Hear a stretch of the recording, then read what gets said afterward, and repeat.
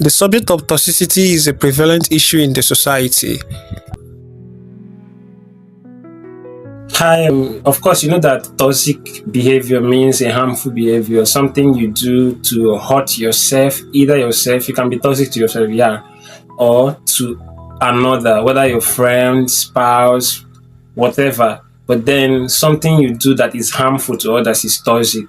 You can, if in terms of drinks, and you can look at it as poisonous, or food, something that is poisonous to others, something that you do that harms others or affect others negatively. So now, how does it start from background? Look at upbringing. If you're from a family where it is believed that, this traditional belief that men should be assertive, controlling, hide their emotions, show your leadership through your strengths, and to the extent of beating or hitting someone.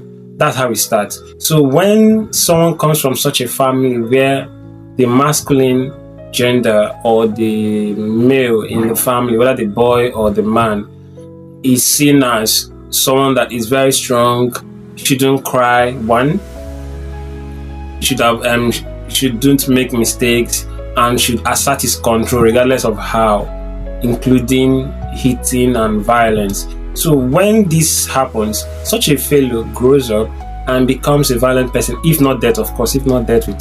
So now, we now see that from just being a little boy, being taught how to assert control through violence and getting anything you want at all costs because you are a man, graduate into a human being or into an adult who is very entitled, very controlling, and not just controlling, maybe a control freak, someone who is so obsessive about what he wants, and of course it can germinate into a disorder. But then you just want things the way you want it, and then any other opinion becomes a problem, and any other person can go for it as long as it's not what you want.